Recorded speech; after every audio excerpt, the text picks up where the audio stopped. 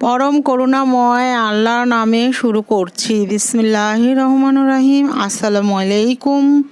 Welcome to my Fatema's cooking school. আমার এই রান্নাগুলো যদি ভালো লেগে থাকে লাইক, শেয়ার এবং সাবস্ক্রাইব করবেন। পাশে থাকা বেল আইকনটি বাজিয়ে যাবেন যেন রান্না সবার আগে আপনার কাছে পৌঁছে যায়। কেমন আছেন আপনারা? আলহামদুলিল্লাহ, আমি তো ভালো আছি। আমরা আমাদের জীবনে ভালো ভালো কিছু কাজ করতে পারি, যেমন 5 ওয়াক্ত নামাজ পড়তে পারি, নিজে ভালো থাকতে পারি, অন্যকে ভালো রাখি। বন্ধুরা, তোমরাও ভালো থেকো এবং অন্যকে ভালো রেখো। আজ আমি দেখাবো দেশি মুরগির দেশীয় ভাবে রান্না করে। চলুন তাহলে রান্না করতে চলে যাই। ফ্রাই প্যানে আমি তেল, তেজপাতা, গরম মশলা দিয়ে নেড়েচেড়ে নিচ্ছি। পেঁয়াজটি ব্রাউন কালার, হালকা ব্রাউন কালার করে এটা আমি একটু লবণ দিয়ে দিলাম। লবণ দিয়ে নিলে পেঁয়াজটি তাড়াতাড়ি ভাজা হয়ে যাবে। তো নেড়ে চেড়ে নিচ্ছি ভালোভাবে। আঁচটি মিডিয়াম আঁচে আছে।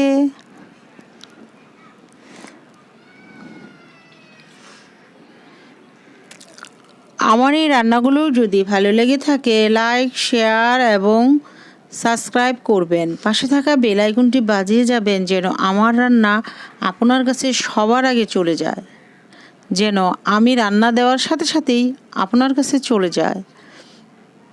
এই তো আমি পেঁয়াজগুলো ভালোভাবে এবং গরম মশলা, তেজপাতা দিয়ে ভালোভাবে ভেজে নিচ্ছি। এই সময়টা তেল দেওয়ার সময় তেল দিয়ে পেঁয়াজ এবং গরম মশলা, তেজপাতা ভেজে নিলে অসম্ভব একটি সুন্দর ফ্লেভার আসে। এই ফ্লেভারটি আমার কাছে খুবই ভালো লাগে। এখন মোটামুটি ভাজা হয়ে গেছে পেঁয়াজ। আমি প্রায় 2.5 টিস্পুনের মতো আদা রসুন দিয়ে নিয়েছি। ভালোভাবে নেড়ে চেড়ে নিচ্ছি এবং হালকা একটু গরম পানি ঢেলে দিয়েছি যেন আদা রসুনটি ভালোভাবে কষে যায়।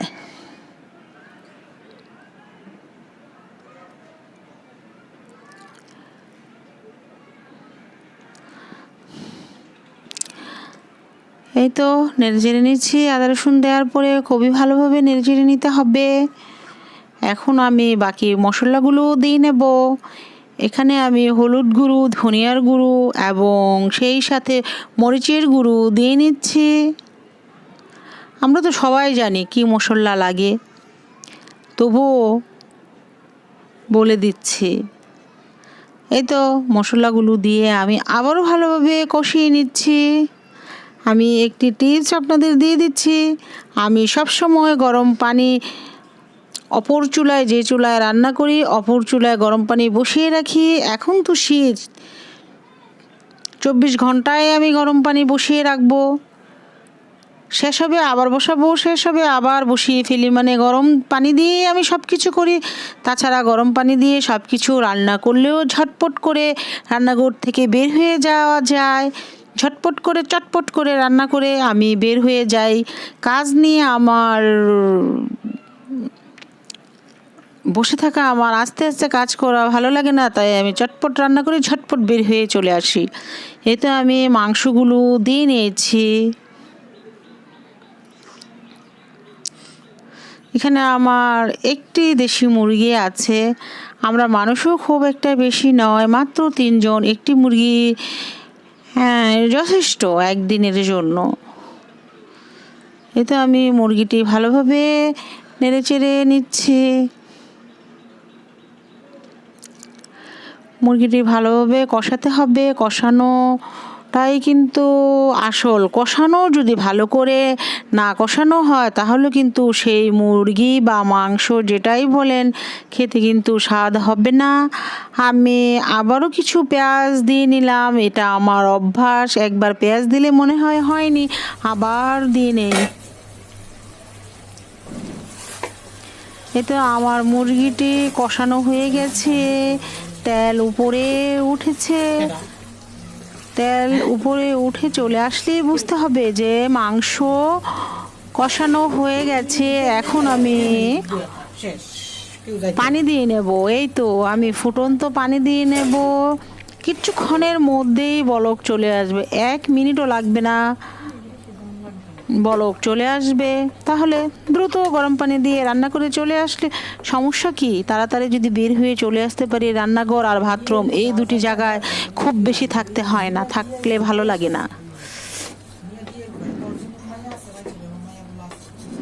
এ দেখুন বলক চলেও এসেছে। দেখুন আমার মুরগির মাংসর কালারটি কিন্তু খুবই সুন্দর এসেছে।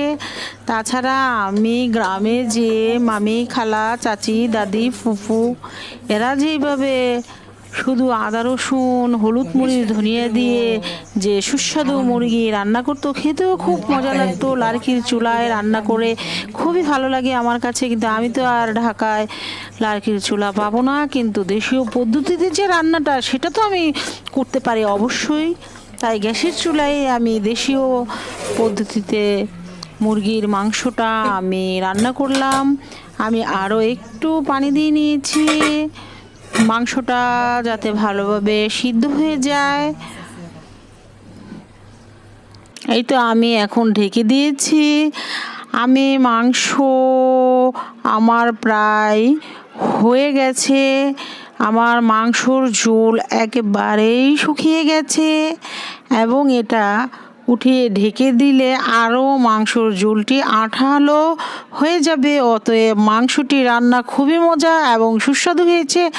আমার মাংস রান্নাটি হয়ে গেছে। দেখুন কত সুন্দর হয়েছে, ভুনা ভুনা হয়েছে। সবাই ভালো থাকবেন। আসসালামু আলাইকুম। সবাই আমার জন্য দোয়া করবেন, আমিও সবার জন্য দোয়া করব।